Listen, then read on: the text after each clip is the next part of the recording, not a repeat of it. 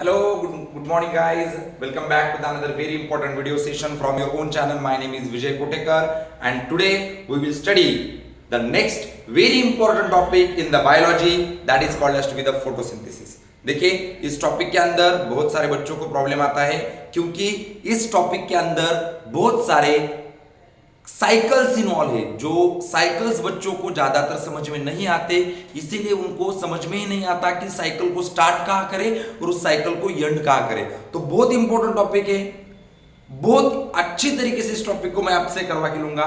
सिर्फ बोर्ड के ऊपर से आपकी नजर हटनी नहीं चाहिए। Okay, done. तो चलिए देखते हैं हमारा फोटोसिंथेसिस। ओके, तो क्या है photosynthesis? Photosynthesis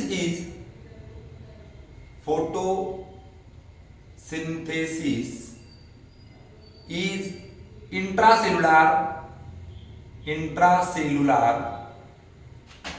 anabolic process, intracellular anabolic process in which क्या होता है? Glucose is synthesized by using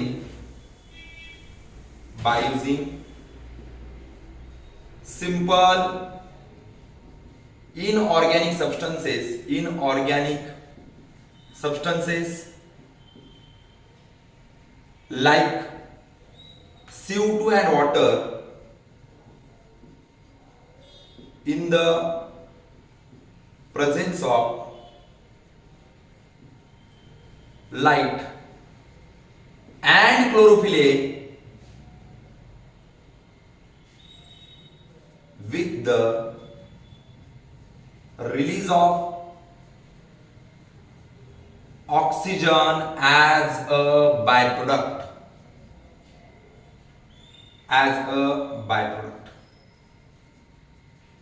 तो ये हो गई हमारी फोटोसिंथेसिस की डेफिनेशन। क्या बोलती है हमारी फोटोसिंथेसिस की डेफिनेशन? ध्यान से सुनिए, क्या बोलती है हमारी फोटोसिंथेसिस की डेफिनेशन। ओके, फोटोसिंथेसिस की डेफिनेशन हमें कहती है कि फोटोसिंथेसिस एक इंट्रासेलुलर प्रोसेस है, सेल के अंदर होने वाली प्रोसेस है। एनाबॉलिक प्रोसेस है। एनाबॉलिक मैंने आपको बहुत बार समझाया है कि एनाबॉलिक और कैटाबॉलिक में क्या डिफरेंस है। एनाबॉलिक प्रोसेस उस प्रोसेस को कहा जाता है जिस प्रोसेस के अंदर कुछ तो भी नया बनता है। ज्या प्रोसेसमध्ये काहीतरी नवीन तयार होतं त्या प्रोसेसला बोलायचं एनाबॉलिक, आणि ज्या प्रोसेसमध्ये ब्रेकडाऊन होतं त्याला बोलायचं कॅटाबॉलिक। म्हणजे फोटोसिंथेसिस ही एनाबॉलिक प्रोसेस आहे, फोटोसिंथेसिस इंट्रासेल्युलर प्रोसेस आहे, फोटोसिंथेसिस एनाबॉलिक प्रोसेस आहे। इन विच काय बनतं बेटा? ग्लुकोज बनतंय। Glucose is synthesised by using the simple inorganic सबस्टन्सेसचा वापर करतोय आपण बनवण्यासाठी, ग्लुकोज बनवण्यासाठी, like CO2 and water in the presence of लाईटच्या सानिध्यामध्ये अँड क्लोरोफिल एच्या सानिध्यामध्ये, आणि बाहेर काय पडतंय? Oxygen. These are the key points in the definition of the photosynthesis. देखो क्या होता है फोटोसिंथेसिस में ग्लूकोज बनेगा। क्या बनेगा? ग्लूकोज। इसीलिए वो एनाबॉलिक प्रोसेस है। इसीलिए कौन सी प्रोसेस है? एनाबॉलिक प्रोसेस है। लेकिन ग्लूकोज बनाने के लिए हमने किसका इस्तेमाल किया? Yes, exactly CO2 and water का। Exactly CO2 and water are the inorganic substances, और यहां पर CO2 और वाटर का इस्तेमाल करके हमने ग्लूकोज को बनाया। किसके प्रेजेंस में? लाइट के प्रेजेंस में एंड क्लोरोफिल ए के प्रेजेंस में। और क्या रिलीज हुआ? Oxygen. Yes, okay, are you getting my point? तो यहां पर मैं आपको पढ़ा रहा हूं बेटा फोटोसिंथेसिस की डेफिनेशन। फोटोसिंथेसिस एनाबॉलिक प्रोसेस है। क्यों एनाबॉलिक प्रोसेस है? क्योंकि इस प्रोसेस के अंदर कुछ तो भी बनता है। क्या बनता है बेटा? यस, एग्जैक्टली ग्लूकोज बनता है। ओके, तो इस रिएक्शन की इस जो डेफिनेशन मैंने आपको फोटोसिंथेसिस की दी है, इतना इजी तो ये टॉपिक नहीं है, लेकिन हम इसे जरूर आपके लिए इजी बनाएंगे। डन। तो चलेंगे टॉपिक के अंदर। देखो बेटा, मैं अगर धूप में खड़ा रहूं तो क्या मैं एनर्जी सनलाइट से एक्वायर कर सकता हूं? बिल्कुल भी नहीं, क्योंकि मेरे अंदर कुछ तो भी ऐसा कम है जो प्लांट्स के अंदर है। तो ऐसा क्या है जो मेरे अंदर नहीं है, जो प्लांट्स के अंदर है? Exactly these are the pigments. बराबर, प्लांट के अंदर पिगमेंट्स होते हैं। प्लांट के अंदर क्या रहते हैं बेटा?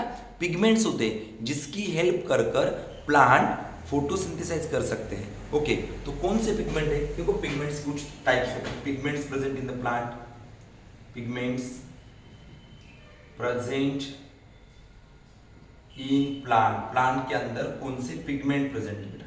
ओके डन, इस चीज को बहुत गौर से सुनेंगे हम। देखो 3 टाइप्स के पिगमेंट होते हैं, 3 टाइप्स के, मेन तो टाइप 3 ही है। पहला वाला रहता है क्लोरोफिल,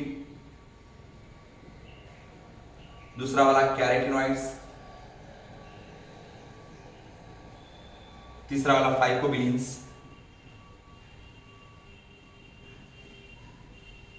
ये 3 टाइप्स हैं। देखो प्लांट के अंदर ये 3 मेन टाइप्स के पिगमेंट हमें प्रेजेंट होते हैं, दिखाई देते हैं, जिसका हेल्प कर कर प्लांट लाइट एनर्जी का कन्वर्जन केमिकल एनर्जी में करती है। इस बात को समझ लो। ओके, तो ये 3 पिगमेंट है, chlorophyll, carotenoids and phycobilins. Okay, chlorophyll जो होता है, chlorophyll, okay chlorophyll,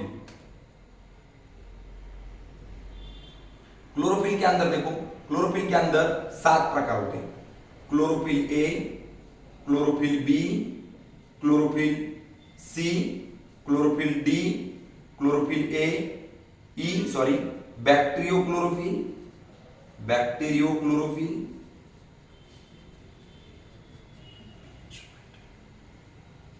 bacteriochlorophyll and बैक्टीरियोवायरिडी।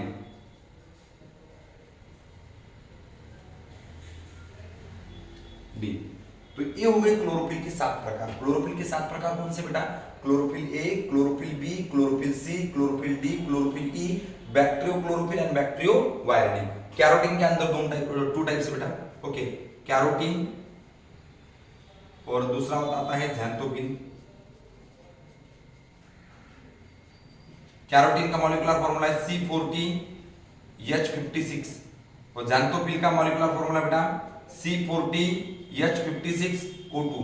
अगर आपको नीट के अंदर क्वेश्चन पूछा जाता है कि ऑक्सीजनेटेड पिगमेंट कौन सा है, तो आप क्या बोलेंगे बेटा?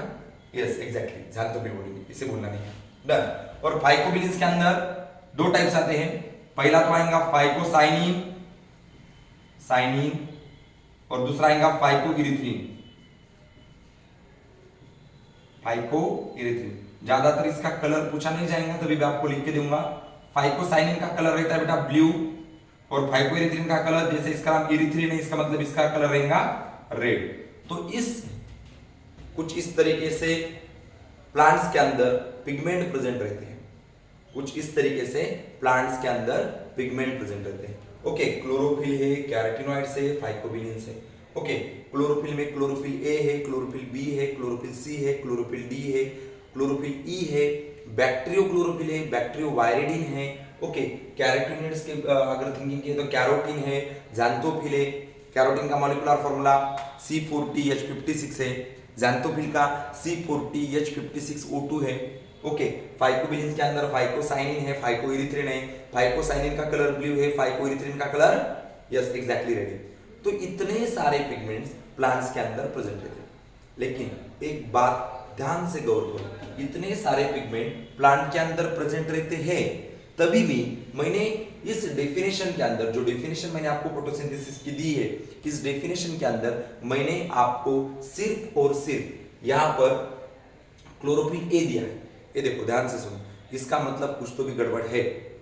बहुत सारे पिगमेंट प्लांट्स के अंदर प्रेजेंट हैं, लेकिन मैंने आपको डेफिनेशन में सिर्फ क्लोरोफिल ए का नाम दिया है। इसका क्या मतलब होता है सर?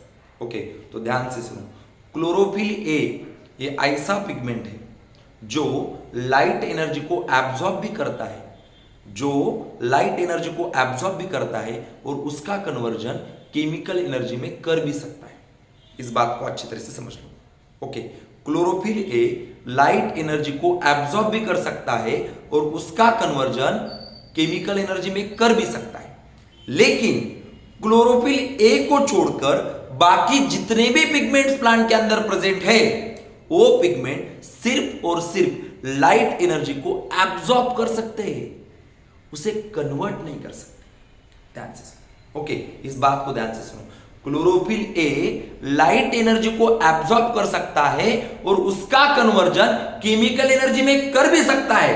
केमिकल एनर्जी का फॉर्म हमारे बॉडी के अंदर या तो फिर प्लांट के बॉडी के अंदर एटीपी होता है, एडेनोसिन ट्राइफॉस्फेट। बाकी सभी जो पिगमेंट प्रेजेंट है क्लोरोफिल ए को छोड़कर, वो पिगमेंट सिर्फ लाइट एनर्जी को खींच सकते हैं अपनी तरफ। लेकिन अगर लाइट एनर्जी का कन्वर्जन केमिकल एनर्जी में करना है तो खींचे गई वाली एनर्जी उन्हें किसे देनी पड़ेगी? यस एग्जैक्टली, क्लोरोफिल ए को देनी पड़ेगी। इसीलिए हम यहां पर ऐसा बोल सकते हैं कि क्लोरोफिल ए जो है, इस क्लोरोफिल ए को कहने का इसेंशियल पिगमेंट, क्लोरोफिल ए को कहेंगे हम इसेंशियल पिगमेंट। आपको एग्जाम में पूछा गया कि इसेंशियल पिगमेंट कौन सा है, तो आप क्या बोलेंगे बेटा? क्लोरोफिल ए है। क्लोरोफिल ए को कहेंगे हम इसेंशियल पिगमेंट, या तो इसे हम कहेंगे रिएक्शन सेंटर। क्या कहेंगे बेटा? Reaction centre. इसे रिएक्शन सेंटर क्यों कहा जाता है? क्योंकि इस पिगमेंट के अंदर लाइट एनर्जी का कन्वर्जन केमिकल एनर्जी में होता है। क्लोरोफिल ए के अंदर लाइट एनर्जी का कन्वर्जन केमिकल एनर्जी में होता है। बाकी सभी पिगमेंट सिर्फ, मैं फिर से आपको एक बार बोलूंगा, बाकी सभी पिगमेंट सिर्फ लाइट एनर्जी को खींच सकते हैं, उनका कन्वर्जन केमिकल एनर्जी में नहीं कर सकते। आई होप यहां तक बात समझ में आई है। ओके डन, तो चलो आगे बढ़े।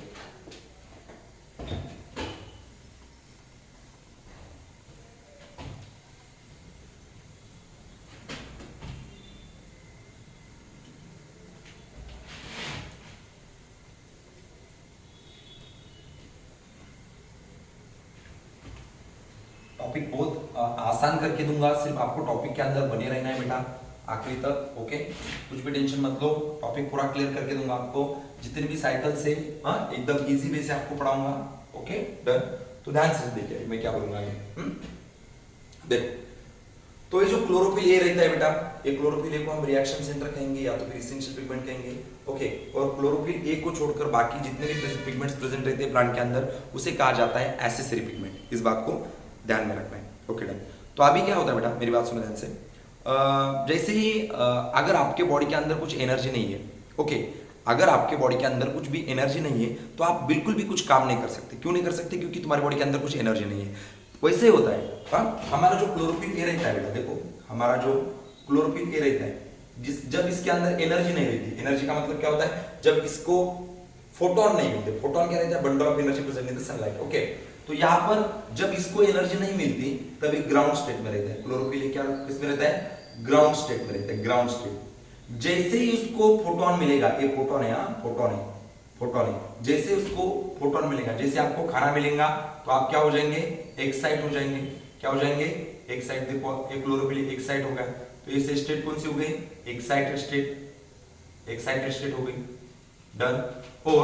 और एक्साइट होने वाला जो क्लोरोफिल रहता है वो क्या करता है?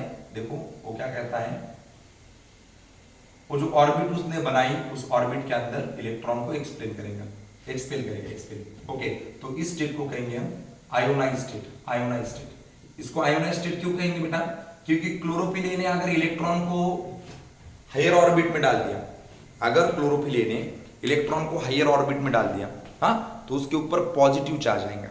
जैसे ही हम केमिस्ट्री में बात करते हैं, जो भी किसी को इलेक्ट्रॉन देता है, सपोज दैट मेरे पास इलेक्ट्रॉन आहे, मैंने इलेक्ट्रॉन आपके पास दे दिया, तर काय होणार आहे या ठिकाणी? माझ्यावर पॉझिटिव्ह चार्ज येणार आणि जो इलेक्ट्रॉन घेणार त्याच्यावर निगेटिव्ह चार्ज येणार। ही गोष्ट तुमच्या लक्षात आली असेल। Okay done.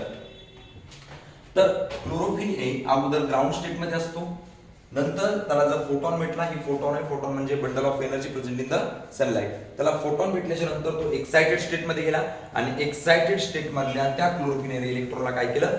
एक्सपेल केलं। काय केलं? एक्सपेल केलं। आणि क्लोरोफिल ए वर सध्या कोणता चार्ज असणार आहे? Yes exactly, chlorophyll A were charge असणार बेटा पॉझिटिव्ह चार्ज। आणि ही जी टोटल प्रोसेस आहे, या टोटल प्रोसेसला बोलल्या जातं फोटो एक्साइटेशन।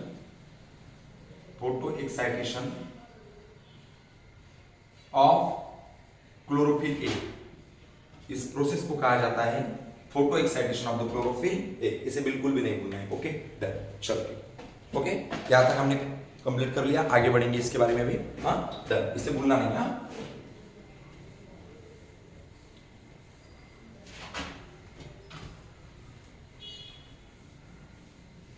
तो अभी देखो आगे क्या पढ़ाऊंगा मैं। देखो मैंने अभी अभी आपको बोला कि क्लोरोफिल ए जो है इसेंशियल पिगमेंट है, या तो इसे हम रिएक्शन सेंटर कहेंगे।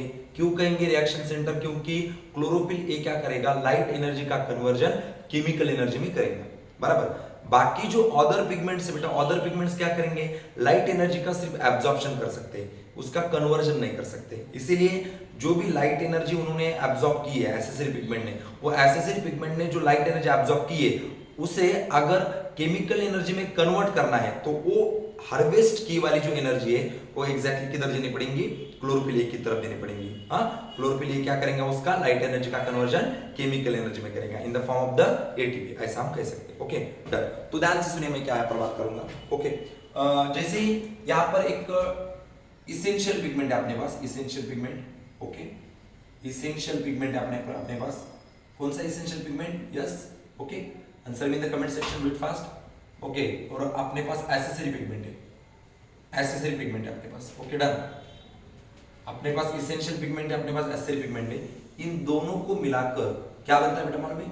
फोटोसिस्टीन। क्या बनता है? फोटोसिस्टीन। जिस फोटोसिस्टीन को हम कहेंगे पीएस। क्या कहेंगे बेटा?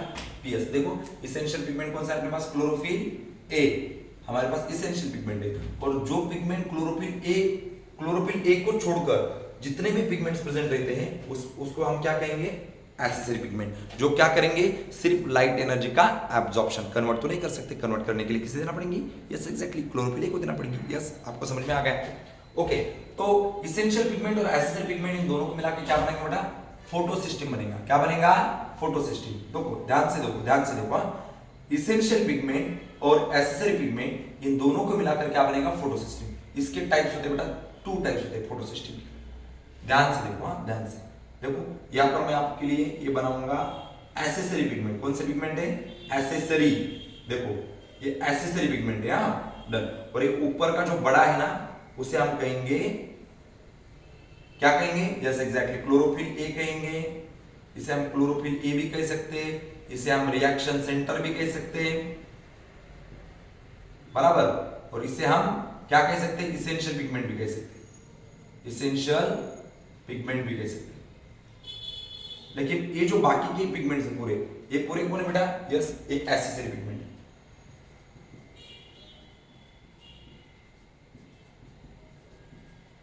पिगमेंट तो इसके 2 टाइप्स है। इधर भी सेम मैं निकालूंगा इस तरीके से। ये अपने एसेसरी पिगमेंट, नीचे वाले एसेसरी रहते हैं, ऊपर का जो बड़ा रहता है वो कौन रहता? क्लोरोफिल ए है। ओके, सेम ये अपना रिएक्शन सेंटर, ये सभी कौन है बेटा? एसेसरी पिगमेंट है।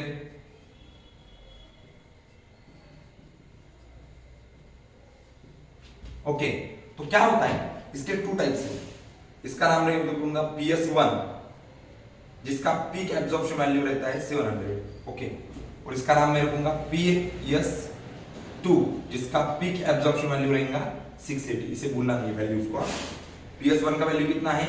P700 और PS2 का वैल्यू कितना है? P680। Yes, getting my point? Okay, PS1 का वैल्यू कितना है बेटा? PS1 का P700 उसका पीक एब्जॉर्प्शन वैल्यू। ओके, और PS2 का वैल्यू कितना है? Yes, P680। तो यहां पर क्या होता है? ये एसेसरी पिगमेंट क्या करेंगे? लाइट एनर्जी को एब्जॉर्ब करेंगे। देखो इस तरीके से लाइट एनर्जी को एब्जॉर्ब करेंगे। लाइट एनर्जी जो एसेसरी पिगमेंट ने एब्जॉर्ब की है वो लाइट एनर्जी दी जाएगी किसे? क्लोरोफिल ए को। देखो ये क्लोरोफिल ए, हाँ एसेसरी पिगमेंट ना एब्जॉर्ब केलेले हे फोटॉन कुणाला देण्यात आले? या क्लोरोफिल एला देण्यात आले, क्लोरोफिल एला देण्यात आले, बरोबर। क्लोरोफिल ए काय करतो? लाइट एनर्जीचं कन्वर्जन केमिकल एनर्जी मध्ये करतो। सेम इथं पण हे जे एसेसरी पिगमेंट आहे त्यांना काय घेतले? फोटॉन घेतले, डन। आणि फोटॉन दिले कुणाला? फोटॉन हार्वेस्ट केले, मात्र फोटॉन दिले कुणाला? क्लोरोफिल एला। नंतर क्लोरोफिल ए काय करतो? लाइट एनर्जीचं कन्वर्जन केमिकल एनर्जी मध्ये करतो, बरोबर। तर अशा पद्धतीनं आपल्याकडं पीएस म्हणजे काय हे आपल्या लक्षात आलं। पीएस काय असतं बेटा? एसेसरी इसेंशियल पिगमेंट आणि एसेसरी पिगमेंट या दोघांचं मिळून काय बनतं? पीएस बनतं, बरोबर। PS photosystem, is that clear? Okay, मग या फोटोसिस्टीमचे प्रकार किती पडले? यस, 2 प्रकार पडले। एक म्हणजे PS1 आणि एक म्हणजे PS2। PS1 म्हणजे काय असतं बेटा? PS1 ज्याची व्हॅल्यू आहे P700, पीक ऍब्झॉर्प्शन व्हॅल्यू 700, आणि PS2 काय बेटा? ज्याची पीक ऍब्झॉर्प्शन व्हॅल्यू किती आहे बेटा? 680। अशा पद्धतीनं ह्या 2 प्रकारच्या पीएस आपल्याकडे पडतात। ओके डन, मुझे लगता है यहाँ तक बात समझ में आई होगी। ओके चलो तो आगे बढ़िए, कंसेप्ट एक एक ध्यान में रखो, इसे बहुत अच्छे तरीके से करना है आप लोगों को। ओके डन, रफ कर देते हैं।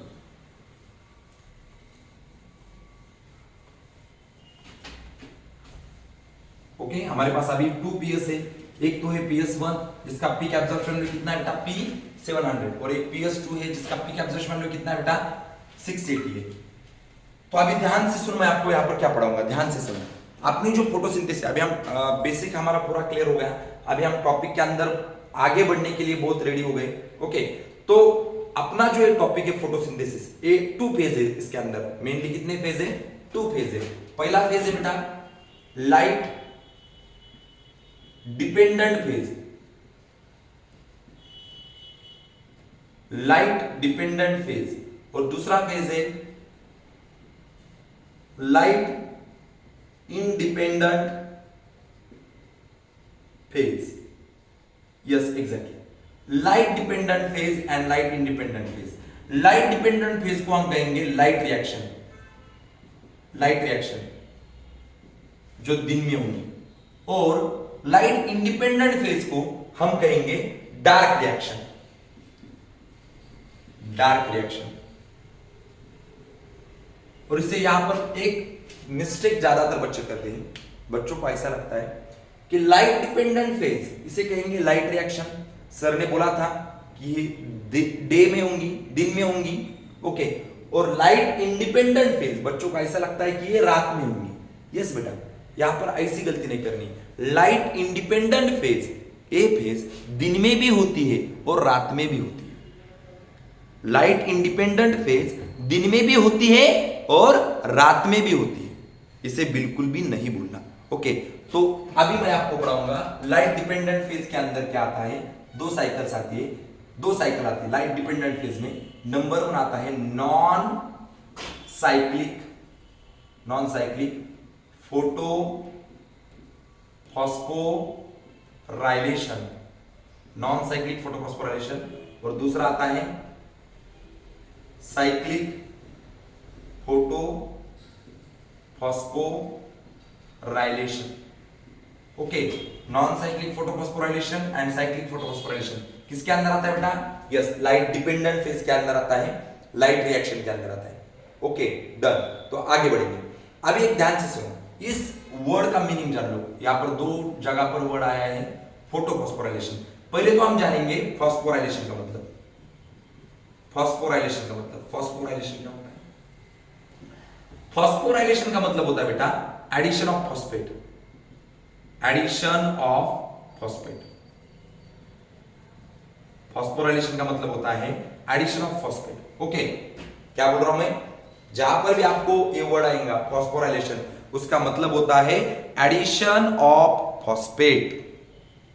देखो क्या होता है मतलब उसका, फॉस्फोराइलेशन का एडिशन ऑफ द फॉस्फेट। लेकिन जब मैं टर्म ऐसे यूज करूंगा, क्या यूज करूंगा मैं? अभी देखो, फोटो फॉस्फोराइलेशन, फोटो फॉस्फोराइलेशन, तो इसका मतलब होता है addition of phosphate, addition of phosphate in the, yes exact, presence of light, light के प्रेजेंस में। फोटो का क्या मतलब होता है? लाइट के प्रेजेंस में एडिशन होना फॉस्फेट की, लाइट के प्रेजेंस में एडिशन होना फॉस्फेट की, इसे कहा जाता है फोटो फॉस्फोराइलेशन। यस, क्या बोला मैंने? फॉस्फोराइलेशन क्या मतलब होता है? Addition of the phosphate. लेकिन जहां पर मैं यूज करूंगा वर्ड फोटो, उसका मतलब होता है एडिशन करना फॉस्फेट की, लेकिन किसमें? In the presence of light में।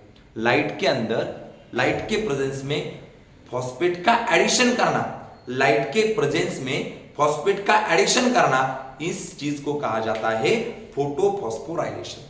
यस, शायद यहां तक बात समझ में आई है। ओके डन, तो चलेंगे आगे बढ़ेंगे। अभी हम इसकी मेन साइकिल ले लेंगे, पहली वाली लाइट डिपेंडेंट फेज के अंदर नॉन साइक्लिक फोटो फॉस्फोराइलेशन। बहुत अच्छे तरीके से ध्यान दो, साइकिल में स्टार्ट कर देना। ओके डन,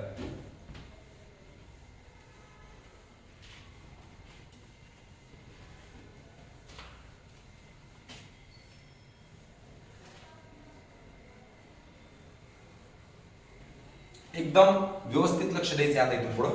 डन, बघ मी तुम्हाला सांगतोय या ठिकाणी नॉन सायक्लिक, काय सांगतो मी, non cyclic. Okay, non cyclic photophosphorylation, non cyclic photo phosphorylation, non cyclic photophosphorylation. देखो पहली बात ध्यान से सुनो बेटा, नॉन साइक्लिक फोटोफॉस्फोराइलेशन में दोनों पे पीएस आते हैं. अभी मैंने आपको पीएस का मतलब बोला. पीएस कितने अपने पास, दो है. एक कौन सी बेटा, PS1. PS1 का वैल्यू कितना होता है, P700, और दूसरा है PS2 जिसका वैल्यू कितना होता है, यस, P680. तो इस नॉन साइक्लिक फोटोफॉस्फोराइलेशन के अंदर दोनों भी पीएस आते हैं. कितने पीएस आते हैं, दोनों भी पीएस आते हैं. क्या है क्या नहीं है पूरा देखा जाएगा साइकिल के अंदर. सिर्फ एकदम ध्यान से देखना है इस साइकिल की तरफ. देखो अच्छे तरीके से देखो, मैं यहां पर बनाऊंगा PS2. क्या बनाऊंगा बेटा यहां पर, PS2. देखो ये है PS2. ये कौन होगा बड़ा वाला, यस एग्जैक्टली क्लोरोफिल ए होगा. डन. ये है क्लोरोफिल ए, जिसे आप रिएक्शन सेंटर कह सकते हैं या तो भी इसेंशियल पिगमेंट कह सकते हैं. ये कौन है अपने, एसेसरी पिगमेंट है, एसेसरी पिगमेंट. वेरी गुड, ध्यान से. तो क्या होता है यहां पर, देखो यहां पर ये जो एसेसरी पिगमेंट है, ये एसेसरी पिगमेंट फोटोन को एब्जॉर्ब करेंगे फ्रॉम सनलाइट. देखो कितने फोटोन एब्जॉर्ब किए, 4 फोटोन एब्जॉर्ब किए. ओके, लेकिन इन्होंने एब्जॉर्ब तो किया, लेकिन अभी इस लाइट एनर्जी का कन्वर्जन केमिकल एनर्जी में करना है. तो ये फोटोन इनको कहां पर देने पड़ेंगे, क्लोरोफिल ए को देने पड़ेंगे. तब क्लोरोफिल ए क्या हो जाएगा, एक्साइट हो जाएगा. क्या हो जाएगा, एक्साइट. जब भी क्लोरोफिल ए एक्साइट होता है तब वो इलेक्ट्रॉन को एक्सपेल करता है. ध्यान से सुनो, जब भी क्लोरोफिल ए एक्साइट होता है तब वो इलेक्ट्रॉन को हायर ऑर्बिट में एक्सपेल करता है. तब यहां पर इसने 4 फोटोन एब्जॉर्ब किए. देखो इस एसेसरी पिगमेंट ने 4 फोटोन को एब्जॉर्ब किया. तो इसने ये 4 पिगमेंट, जो 4 फोटोन थे, ये क्लोरोफिल ए को दिए. तब क्लोरोफिल ए क्या हो गया, एक्साइट हो गया. एक्साइट वो बोला, अरे मेरे अंदर एनर्जी आ गई. ओके, तो इसने क्या किया, 4 इलेक्ट्रॉन को एक्सपेल किया. Okay done. ये 4 इलेक्ट्रॉन ले लिए बेटा कोएंजाइम क्यूनिन ने. और केमिस्ट्री में आपने पढ़ा होगा, जो इलेक्ट्रॉन लेता है उसका रिडक्शन होता है और जो इलेक्ट्रॉन देता है उसका ऑक्सीडेशन होता है. अभी क्लोरोफिल ए ने उसके अंदर के इलेक्ट्रॉन कोएंजाइम क्यूनिन को दे दिए, तो क्लोरोफिल ए के ऊपर चार्ज आएगा positive. Is that clear? Okay, अभी कोएंजाइम क्यूनिन ने ये 4 इलेक्ट्रॉन दे दिए बेटा प्लास्टो क्यूनिन को, PQ. ओके, प्लास्टो क्यूनिन ने ये 4 इलेक्ट्रॉन के अंदर एनर्जी है. हाँ ओके, इसे भूलना नहीं. इलेक्ट्रॉन के अंदर क्या है, एनर्जी. ये प्लास्टो क्यूनिन ने 4 इलेक्ट्रॉन को दे दिया साइटोक्रोम B6 को, साइटोक्रोम B6. ओके, और इस साइटोक्रोम B6 ने ये 4 इलेक्ट्रॉन को दे दिया साइटोक्रोम F की तरफ. Okay, cytochrome F.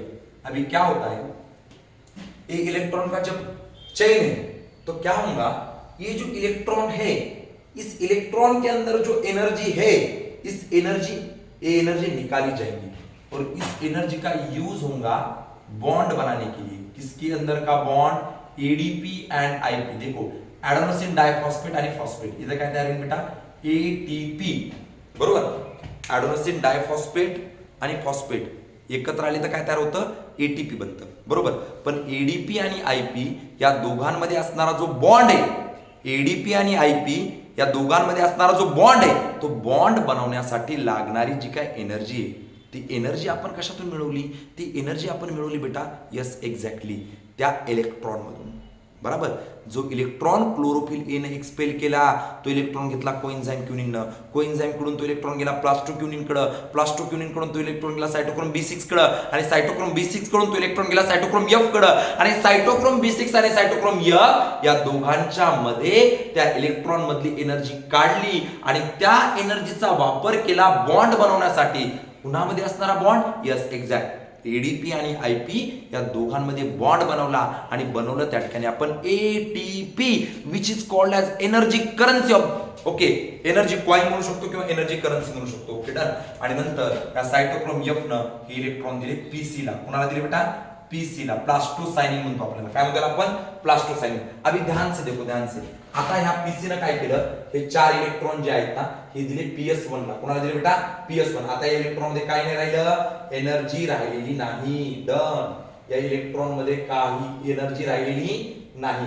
मग आता हे 4 इलेक्ट्रॉन, आता हे PS1 आहे तुम्हाला माहिती आहे, हे PS2 होतं बेटा. यस, या PS2 ची पीक ऍब्सॉर्प्शन किती होती? PS2 हे PS2 आहे. पीक ऍब्सॉर्प्शन व्हॅल्यू किती? Yes exactly 680. P680. तसं ते PS1 आहे. मग PS1 ची व्हॅल्यू किती असते बेटा? PS1 ची यस एक्झॅक्ट बरोबर आहे P700. यानं काय घेतलंय? 4 इलेक्ट्रॉन PC न या PS1 ला दिले. PS1 च्या या ऍक्सेसरी पिगमेंट न, हे ऍक्सेसरी पिगमेंट आहे, ऍक्सेसरी पिगमेंट येतं. या ऍक्सेसरी पिगमेंट न हे 4 प्रोटॉन घेतले आणि कुणाला दिले बेटा? यस क्लोरोफिल ए ला दिले. नंतर क्लोरोफिल ए काय झाला? एक्साइड झाला. क्लोरोफिल ए काय झाला? एक्साइड झाला. Exide okay. क्लोरोफिल ए काय झाला बेटा? एक्साइड झाला. आणि या क्लोरोफिल ए न लक्षात घ्या, या क्लोरोफिल ए न हे 4 इलेक्ट्रॉन दिले FRS ला. कुणाला दिले? FRS ferredoxin reducing substance okay. कुणाला दिले बेटा? FRS ला. यस समझ लो इस बात को. किसको दिए बेटा? FRS को ओके डन. यस तो बात को समझा. या हे 4 इलेक्ट्रॉन घेतले कुणी? यस PS1 न. ऍक्सेसरी पिगमेंट न PS1 च्या ऍक्सेसरी पिगमेंट काय ऍब्सॉर्ब केलं? फोटॉन ऍब्सॉर्ब केलं आणि ते इलेक्ट्रॉन कोणाला दिले? यस क्लोरोफिल ला. एक्साइटेड क्लोरोफिल ने 4 इलेक्ट्रॉन कोणाला दिले? यस FRS ला. FRS न हे 4 इलेक्ट्रॉन, FRS चा नाम काय होतो बेटा? फेरोडॉक्सिन रिड्यूसिंग सब्सटेंस. हे 4 इलेक्ट्रॉन दिले FD ला. कोणाला दिले? FD ला. आणि FD मध्ये ऍड झालं 2 NADP. आता मला तुम्ही सांगा, समजा माझ्याकडे 4 चॉकलेट आहेत. माझ्याकडे किती चॉकलेट येतं? 4 चॉकलेट आहेत आणि मला 2 लोकांना वाटायचे, तर एकाच्या वाट्याला किती येतील? यस एक्झॅक्टली 2 येतील. त्या पद्धतीनं इथं माझ्याकडे 4 इलेक्ट्रॉन आहे आणि वरून ऍड झाले 2 NADP. मग एका NADP वर किती असतात? एका NADP ला किती इलेक्ट्रॉन देणार मी? जर माझ्याकडे 2 NADP आहेत आणि 4 इलेक्ट्रॉन आहेत तर एका NADP ला मी 2 इलेक्ट्रॉन देणार. म्हणजे इथं काय बनणार बेटा? यस इथं काय बनणार? 2 NADP-2. 2 NADP हे ऍक्सेसरी पिगमेंट आहेत आपले. इथं मी AP लिहितो शॉर्टली ओके डन. 2 NADP-2 म्हणजे ऍट द एंड इथून जो इलेक्ट्रॉन निघाला होता तो तिथं जाऊन काय बनला बेटा? Yes 2 NADP-2. NADP कोण आहे बेटा? NADP मी तर लिहून देतो तुम्हाला वाटलं तर. NADP कोण आहे? NADP nicotinamide.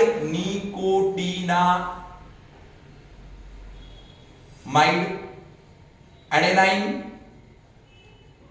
Dinucleotide phosphate.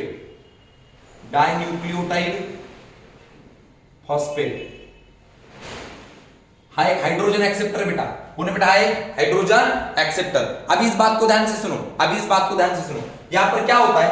वहां पर 2 NADP-2 है, मतलब एक NADP के अंदर कितने इलेक्ट्रॉन है? 2 है. 2 के अंदर कितने होते हैं? 4 होंगे. यस वो 4 इलेक्ट्रॉन 2 NADP में ऐड हो गए तो यहां पर क्या बन गया?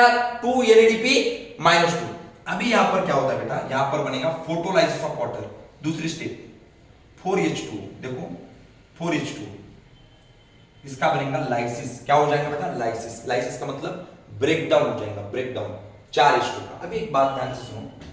एक H2O मतलब एक पानी का मॉलिक्यूल ऐसा होता है बराबर, एक वाटर मॉलिक्यूल ऐसा होता है. इसके अंदर अगर हमने इसका स्प्लिटिंग किया तो H+ एंड O- ऐसा बनेगा. मतलब एक पानी के मॉलिक्यूल के अंदर 2 हाइड्रोजन रहते हैं और एक ऑक्सीजन रहता है. एक हाइड्रोजन के ऊपर एक पॉजिटिव चार्ज रहेगा, दूसरे हाइड्रोजन के ऊपर एक ही पॉजिटिव चार्ज रहेगा, लेकिन एक ऑक्सीजन के ऊपर 2 निगेटिव चार्ज रहेंगे. तो 2 निगेटिव 2 पॉजिटिव साथ आने के बाद वो न्यूट्रल बन जाएगा. इसीलिए तो पानी क्या है? न्यूट्रल है, क्योंकि 2 हाइड्रोजन है एक ऑक्सीजन है. एक हाइड्रोजन के ऊपर एक पॉजिटिव है तो 2 पॉजिटिव बन गए. एक ऑक्सीजन के ऊपर 2 निगेटिव है तो 2 निगेटिव बन गए. 2 निगेटिव 2 पॉजिटिव साथ में आने के बाद क्या होगा? न्यूट्रल मॉलिक्यूल बनेगा. इसी तरह से अगर हम अभी यहां पर देखें तो अपने पास यहां पर 4H2 है तो कितना हाइड्रोजन है? 8 हाइड्रोजन है. H+, H+, H+, H+. देखो 8 हाइड्रोजन में निकालूंगा. H+, H प्लस और H प्लस, ये देखो 8 हाइड्रोजन। इसका स्प्लिटिंग करना है ना हमें, इसका ब्रेक डाउन करना है।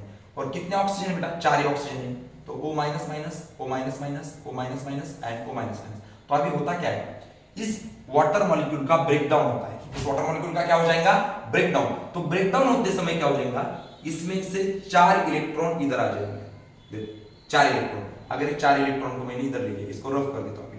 ओके, ये 4 इलेक्ट्रॉन इधर आ गए, तो 4 इलेक्ट्रॉन इधर आने की वजह से इधर 4 प्रोटॉन चले गए, 4H प्लस, डन। और ये 4H प्लस जाके मिल गए ऊपर जाके 2NADP माइनस 2। ध्यान से सुनिए इस बात को। अभी मुझे बात बोलो, यहां पर कितने इलेक्ट्रॉन आए थे? 4 इलेक्ट्रॉन आए थे। नीचे से कितने प्रोटॉन आए? 4 ही प्रोटॉन आए, 4 पॉजिटिव और 4 नेगेटिव। तो इधर जो बनेगा वो न्यूट्रल बनेगा, 2NADPH2। इसे कहेंगे रिड्यूसिंग पावर। देखो, इसे कहेंगे रिड्यूसिंग पावर। इसका डिस्कवरी किया था डॉक्टर अर्नन ने 1954 के अंदर। ओके, अभी यहां पर मुझे एक बात बोलो, अगर 4H2O में से 4 पॉजिटिव उधर चले गए, 4 नेगेटिव इधर चले गए, तो नीचे क्या बचा? यस, नीचे बचा 4OH। ओके, 4OH में से अगर मैं O2 निकाल दूं, अगर 4 ऑक्सीजन है 4 हाइड्रोजन है, अगर मैंने 2 ऑक्सीजन निकाल दिए, ओके, तो नीचे क्या बचेगा? 2H2O। और ये जो ऑक्सीजन है, ये ऑक्सीजन रिलीज हो जाता है प्लांट के बाहर, बराबर, जिसे हम ह्यूमन बीइंग या तो फिर other kind of the organism जो अर्थ के ऊपर प्रेजेंट है, ये ऑर्गेनिज्म इस ऑक्सीजन का यूज करेंगे for the purpose of the respiration. तो ये ऑक्सीजन, इस बात को समझो। ओके, तो यहां पर क्या हो गया बेटा, यहां पर क्या हो गया, ध्यान से सुनो। हमको जो ऑक्सीजन मिलता है, हम बोलते हैं कि प्लांट CO2 को लेते हैं और ऑक्सीजन को रिलीज करते हैं। तो इस बात को ध्यान से सुनो, हमें जो ऑक्सीजन मिलता है प्लांट की तरफ से, जो ऑक्सीजन हमें मिलता है, ये ऑक्सीजन कार्बन डाइऑक्साइड से रहता है या H2O माने कि वाटर से रहता है। तो आप अभी यहाँ पर बोल सकते हो कि हमें जो ऑक्सीजन मिला है ये कार्बन डाइऑक्साइड से तो नहीं है, ये किससे बेटा? H2O मॉलिक्यूल से। तो ध्यान से देखो यहाँ पर क्या हो गया। ओके, ये हमारी नॉन साइक्लिक फोटोफॉस्फोराइलेशन है। इस साइकिल के अंदर क्या होता है, PS2 जो है जिसका वैल्यू 680 है, ये क्या करेगा? फोटोन को लेगा। फोटोन किधर जाएगा? कोएंजाइम। फोटोन किधर जाएगा? एसिड पिगमेंट ने ले लिया, एसिड पिगमेंट ने उस फोटोन को किसे ले दिया? क्लोरोफिल को। क्लोरोफिल क्या हो गया? एक्साइट हो गया। एक्साइटेड क्लोरोफिल ने 4 इलेक्ट्रॉन को एक्सपेल किया। 4 इलेक्ट्रॉन किसने लिए? कोएंजाइम क्यूनिन ने लिए। कोएंजाइम में 4 इलेक्ट्रॉन किसे दिए? प्लास्टोक्यूनिन को। प्लास्टोक्यूनिन ने किसे दिया? साइटोक्रोम B6 को। साइटोक्रोम B6 ने किसे दिया? साइटोक्रोम F को। जब ये ट्रांसपोर्ट होता था तब इसके अंदर की, इस इलेक्ट्रॉन के अंदर की एनर्जी रिलीज कर दी गई। ओके, तो यहाँ पर क्या बनाया? ADP plus IP formation of the ATP। Cytochrome F ने 4 इलेक्ट्रॉन दिए PC को और PC ने 4 इलेक्ट्रॉन दिए किसे बेटा? PS1 को। आपको पता है PS1 की पीक एब्जॉर्प्शन वैल्यू कितनी बेटा? 700 है। Okay, done. तो अभी क्या हो गया? PS1 के फोटोन ने क्या लिया बेटा? यस, एग्जैक्टली फोटोन लिया। और फोटोन लिया और फोटोन किसे दिया? क्लोरोफिल A को। ये अपना क्लोरोफिल A है। क्लोरोफिल एक्साइट हुआ, 4 इलेक्ट्रॉन दिया FRS को। FRS का लॉन्ग फॉर्म होता है फेरोडॉक्सिन रिड्यूसिंग सब्सटेंस। और FRS ने 4 इलेक्ट्रॉन दिए FD को। किसे दिए बेटा? FD को। FD के अंदर क्या ऐड हो गया बेटा? 2NADP। NADP क्या होता है? Nicotinamide adenine dinucleotide phosphate. और NADP के अंदर 4 इलेक्ट्रॉन बढ़ने के बाद यहाँ पर चार्ज आ गया 2NADP-2। यहाँ पर क्या हो गया? Photolysis of the water.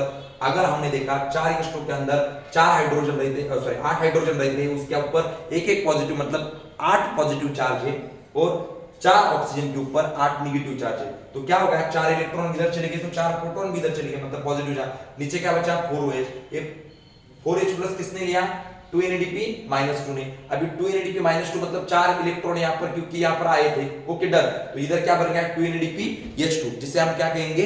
Reducing power. इसका नाम रखा था डॉक्टर अर्नन ने। कब रखा था? 1954 के अंदर। यहाँ पर जो 4OH बचा है उसके अंदर से O2 निकल जाएगा, जो हम खुद रेस्पिरेशन के लिए उसका यूज करेंगे और बाद में प्लांट के अंदर 2H2 अक्यूमुलेट हो जाएगा। इस तरीके से होता है ये non cyclic photophosphorylation. Is that clear? तो अगर आपसे कोई पूछे कि नॉन साइक्लिक फोटोफॉस्फोराइलेशन के अंदर हमें क्या मिला, तो हमें मिलेगा बेटा 1 ATP और 2 NADPH2। क्या मिलेगा? 1 ATP मिलेगा और 2 NADPH2 मिलेंगे। यस, यहां तक बात समझ में आई होगी। ओके, तो आपने साइकिल ड्रॉ की होंगी तो मैं आपको साइकिल बोलूंगा, ध्यान से सुनिए मेरी बात को। ओके, इस साइकिल को मैं पढ़ूंगा, किस तरीके से इस साइकिल को पढ़ना है ये समझ लो। Okay, so I will start the cycle. So now atmospheric photon is accepted by the acidic pigment of the PS2. They transmit that photon to the chlorophyll molecule. Excited chlorophyll molecule expels the 4 electron that is taken up by coenzyme quinine. Coenzyme quinine transmit the electron to the plastoquinine. Plastoquinine transmit the electron to the cytochrome B6. Cytochrome B6 transmit the electron to the cytochrome Bf. During that release of energy, that energy is used for the formation of the bond between ADP and IP, formation of the ATP. Cytochrome Bf transmit the electron to the plastocyanin, and plastocyanin transmit the electron to the PS1. That is for the peak absorption value 700. Acidic pigment of the PS1 accept the photon from the sunlight. They transmit the photon to the chlorophyll molecule. Excited chlorophyll molecule expels the 4 electron that is taken up by FRS. FRS transmit the electron to the FD. FD add 2 NADP and formation of the 2 NADP minus 2. There is the photolysis of the water molecule. H2O का breakdown होता है, इसे photolysis कहा जाता है. Okay, and 4H2 undergo splitting, 4H plus and 4 electron minus. 4 electron minus is taken up by PS2 and 4H plus and taken up by 2 NADP minus 2, formation of the 2 NADP H2. Yes, 2 NADP H2. 4OH undergo release of the O2 and there is the formation of the 2H2. In that non-cyclic photophosphorylation, we got 1 ATP molecule and 2 NADPH2 molecule. बराबर। तो इस cycle के अंदर हमें क्या मिला बेटा? Yes, क्या मिला? एक एटीपी मॉलिक्यूल मिला और 2 NADPH2 मॉलिक्यूल निकले। यस, तो ये अपनी साइकिल हो गई बेटा नॉन साइक्लिक फोटोफॉस्फोराइलेशन। तो आगे के स्लाइड में हम पढ़ेंगे साइक्लिक फोटोफॉस्फोराइलेशन। ध्यान से सुनिए, ध्यान से। Okay, done. इसको राइट डाउन कीजिए। तो यस, एग्जैक्टली अभी हमने नॉन साइक्लिक फोटोफॉस्फोराइलेशन खत्म किया। इसके बाद जो दूसरा आता है लाइट डिपेंडेंट फेज के अंदर, जिसका नाम है बेटा साइक्लिक फोटोफॉस्फोराइलेशन। साइक्लिक फोटोफॉस्फोराइलेशन एकदम इजी है। ओके, इसमें कोई भी दिक्कत की बात नहीं है। साइक्लिक फोटोफॉस्फोराइलेशन के अंदर सिर्फ ध्यान रखना है, साइक्लिक फोटोफॉस्फोराइलेशन के अंदर सिर्फ PS1 आता है, इसके अंदर PS2 नहीं आता। ओके, दूसरी बात ऐसी है, साइक्लिक फोटोफॉस्फोराइलेशन के अंदर हमें इलेक्ट्रॉन में से 2 बार एनर्जी निकालनी है। मतलब कितने एटीपी निकालनी है, कितने एटीपी मिलाने के हमें? यस, एग्जैक्टली 2 एटीपी बनाने हैं। तीसरी बात ऐसी है, साइक्लिक फोटोफॉस्फोराइलेशन में जो इलेक्ट्रॉन जाएगा वही PS1 के अंदर रिटर्न आएगा। मैं आपको डायग्रामेटिक रिप्रेजेंटेशन से दिखा देता हूं। Okay, done. तो क्या है अपना PS1 है, मैंने अभी आपको बोला कि साइक्लिक फोटोफॉस्फोराइलेशन में सिर्फ PS1 आता है। ओके, ये PS1 के कौन से पिगमेंट रहेंगे? यस, एग्जैक्टली ये रहेंगे अपने एसिसरी पिगमेंट। ओके, तो क्या होता है, एसिसरी पिगमेंट ने एक ही फोटोन लिया, तो एक ही फोटोन क्लोरोफिल एक ही तरफ जाएगा। ये अपना रिएक्शन सेंटर है, ये अपना रिएक्शन सेंटर है।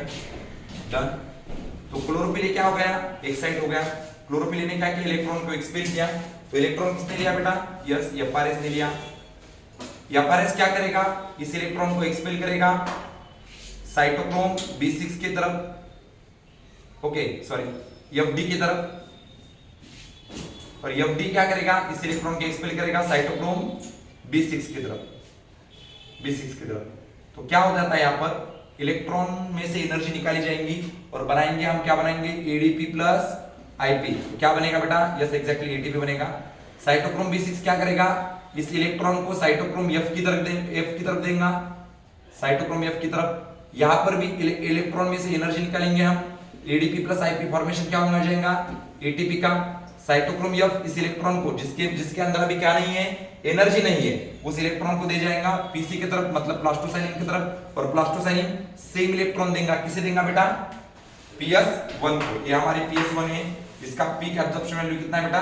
700 है। ओके, तो यहाँ पर मैंने आपको क्या पढ़ाया कि PS1 के अंदर 2 ATP बनेंगे और PS1 की तरफ जो इलेक्ट्रॉन गया है वही इलेक्ट्रॉन क्या हो जाता है बेटा? रिटर्न आ जाता है। ओके, तो यहाँ पर हमारी साइकिल क्या बनेंगे बेटा? Yes, exactly when accessory pigment of the PS1 accept the photon from the sunlight, they transmit their photon to the chlorophyll molecule. Excited chlorophyll molecule expels 1 electron that is taken up by FRS. FRS transfers the electron to the FD. FD transfers the electron to the cytochrome B6.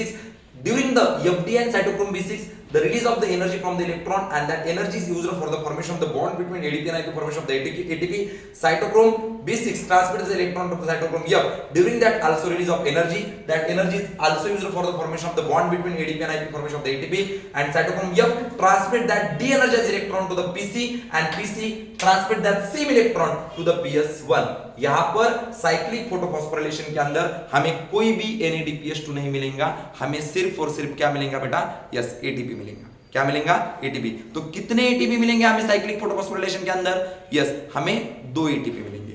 तो मेरा सवाल आपसे ये है, मैं अगले lecture में आपसे इसका आंसर मांगूंगा कि अगर मुझे